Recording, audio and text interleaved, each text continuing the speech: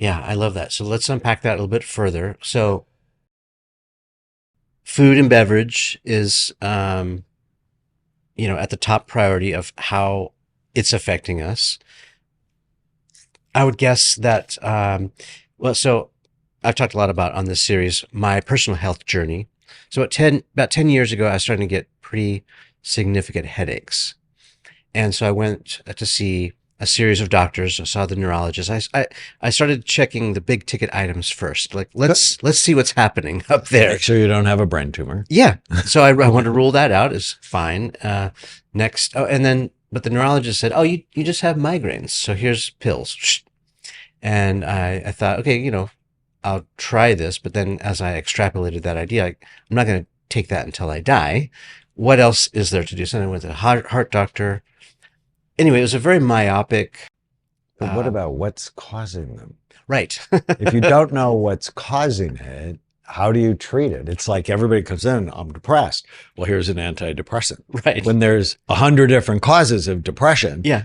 really? You're going to assume everybody's got a serotonin deficiency, Yeah. give them Lexapro? It's like, that's insane. Well, so for yeah. the migraines, it's like, why? Right. And that was again, it seems so intuitive, it's embarrassing to talk about, but I really, as doctor after doctor, and I saw all of them, went from head then to heart, did the carotid artery scan, heart scan, saw a pulmonary expert, checked my teeth, my eyes, all that.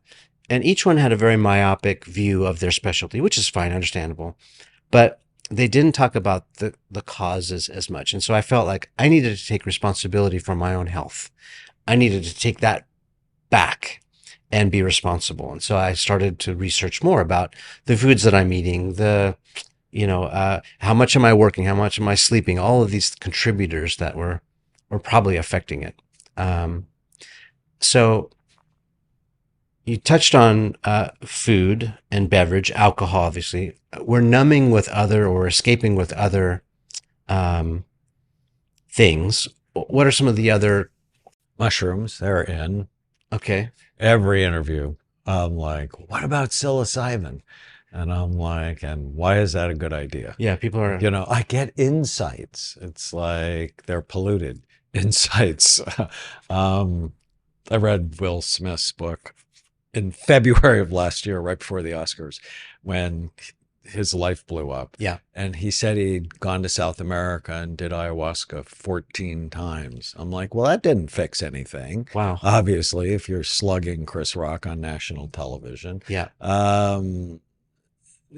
There's so many things we do to feel better now, but not later, versus let's do what makes me feel good now and later. And whenever I think of migraines, I mean, the first thing I do is like, what are you eating? What are you drinking? How are you sleeping? Do you have an infection? Like, I'm glad you got your teeth checked. That's important. And then let's go on an elimination diet just for like a couple of weeks. Yeah. And, eliminate gluten, dairy, corn, soy, artificial dyes and sweeteners and alcohol. Yeah. And then see how you feel. Yeah. And so many of my patients, their headaches go away. And I'm like, well, let's just add one thing back and see if we can find the troublemaker. Yeah. What happened for you? That's exactly what happened. I thought it was stress and anxiety. Mm. It turned out I did do a sleep test that I had mild apnea. I was getting little palpitations once in a while. I was having unusually high blood pressure. I'm fairly athletic. I'm not super overweight. I could lose a few pounds, but and it was my heart doctor said you should go get a sleep test because your blood and these symptoms are kind of aligned with apnea. And I didn't know much about it, but long story short, I lost 10 pounds. I got a new bed. I focused on getting to bed on time and correcting my sleep cycle. And I started sleeping on my side. Anyway, the apnea disappeared. And then I focused on nutrition. So sleep first and then nutrition. And I started taking out all the things that were making me feel terrible, whether that was the donuts or the desserts. Took all that out. And I started feeling myself again. And I still get a headache once in a while, but not like I was getting before. And it was sleep and nutrition. Then I put in exercise, and I was more diligent about that. And putting those three things together for me was it cracked the code for my DNA. Other people who have migraines should look into something called the Irlen syndrome, IRLEN, for people who've had concussions in the past or people who are light sensitive. Wearing colored filtered lenses make a huge positive difference. And there are few miracles in psychiatry. That's been one for a lot of my patients when they learn that, okay, I have a visual processing issue and certain colors of light activate my brain. Wearing the lenses helps so much. So they can learn more about it. It's free. Irlen, IRLN.com. Take some of the self-tests. Great pro tip. I also met Wim Hof, and Wim convinced me to start, baby steps with cold showers, or at least, start with my normal shower and turn it cold at the end. And at least that gives me energy. It makes me feel good. I don't know if it's placebo. What's your take on cold therapy? I think there's evidence that it can help. It can help decrease inflammation. The more inflammation you have, the more headaches you're going to have, the more pain you're going to have. I'm not a huge fan of suffering, but so my wife likes this. And so she'll go in the pool when it's 50 degrees. Okay. And, every 10th time I'll go with her, I'm like, okay, Yeah. my knees hurt today. Let me go see if that helps. Yeah. Or I'll frequently, because I understand the research is good, but there are all sorts of ways to get healthy. Right. And so that's one way if people like it. I think it goes back to that question, is this good for my brain or bad for it? Boosting dopamine is generally good if you're doing it in healthy ways, and cold showers or cold plunge will do that. But I like to drip dopamine, not dump it. A cold plunge is dumping dopamine. It increases like 250%. Yeah. And I like to drip it, which is what does that look like? Holding Tana's hand or I make her a decaf cappuccino every morning. Just appreciating my life. Like I start every day with, today is going to be a great day. Like I was looking forward to this interview. When I go to bed tonight, I'm going to go on a treasure hunt. What went well today? But it's like, I just don't quickly jot down 3 things. I think about it. I go hour by hour because like you, I'm busy. And so I'll have really cool things happen. I won't even pay any attention to them. And so really having a time every night to review it. And if you have children, it's so cool. Like in the morning, go, hey, what are you looking forward to today? And when you have dinner together, what was the best part of your day? And it just becomes part of the fabric of the family to direct our minds to what we like way more than what we don't like. So helpful. Yeah, let's stay on that for a minute. It sounds like that positive mental attitude stuff that I heard a couple decades ago. Positive self-talk and all that. So I like a different term I would do would be accurate self-talk. Yeah. In a positive direction. So I do a test for all the patients who come to Amen Clinics. So I have 11 clinics around the country. We're the busiest imaging centers in the world for psychiatry. And we don't just do imaging, we treat people.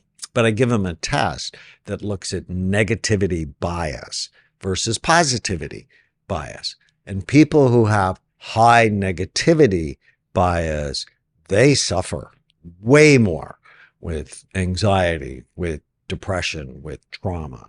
And so I like accurate thinking with a positivity bias training component. Yeah. Yeah. Today is going to be a great day. What went well today? But I'm not a fan. In fact, I just got into a fuss with John Gordon, who's very big on positivity. And he's like, Dr. Amen says it's not positive thinking, it's accurate thinking. Because positive thinking is I can have this third beer and it won't have a negative impact on me. Or I can have, Yeah. oh, I worked hard all week. I deserve this banana split. Yeah. Or even extreme cases, I got fired from my job today. No big deal. I mean, you could positive think your way out of that one. Right. And that's potentially dangerous. There's this great study from Stanford where they looked at 1,500 and 40 10-year-old children in 1921. Okay. And then they followed them every decade for 90 years. Wow. And they looked at what went with health, success, and longevity. And it wasn't what you thought. It wasn't happiness, although I'm a huge fan of happiness. It wasn't a lack of anxiety. In fact, the don't worry, be happy people died the earliest from accidents and preventable illnesses. And I have an older brother who I adore, but he's one of those don't worry, be happy people, but he's also 150 pounds overweight because I have obesity in my family. Okay. And I'm like harassing him. It's like, this is bad for you. You need to like come play tennis with me. And then at some point I gave up because I'm like, wait, you're like way more invested in his health than he is. Well, is this because it's denial? Because the don't worry, be happy attitude is this is not really happening or it's not a big deal. It's water off the duck's back, however you want to say it. But it's not reality. It's not accurate. Yeah. So you need some anxiety. So a lot of people come, it's like, I don't want to be anxious. And I'm like, not a good goal. I said, let's think of anxiety from 0, you don't have any, to 100, where you can't leave your house because you're so anxious. I want you around 20. I want you to have enough anxiety that you're not driving in the rain at 120 miles an hour. I mean, I want you thinking about bad things can happen. Right. But because I know bad things will happen, I'm going to do the right things and protect myself. So I want you to have enough anxiety that you make good decisions. I don't want you to have so much that you suffer. Right.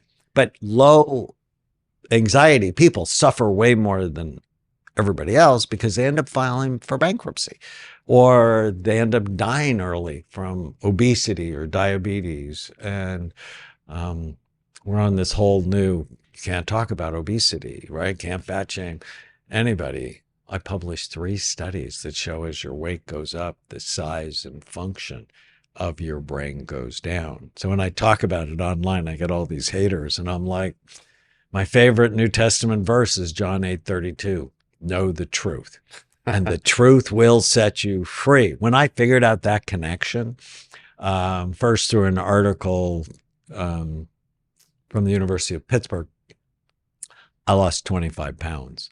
I'm like, I am not going to shrink my brain. Okay, so pause. So you're saying the more extra weight that you're carrying around, is it shrinking your brain, or your brain, is there more fat up there? Is it like less fat in your brain? Your brain is mostly fat. 60% of the solid weight of your brain is fat.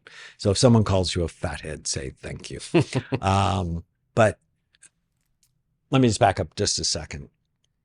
If you want to keep your brain healthy or rescue it if it's headed for trouble, you have to prevent or treat the 11 major risk factors that steal your mind. And the acronym is BRIGHT minds. Like B is for blood flow, R is retirement and aging, I is inflammation.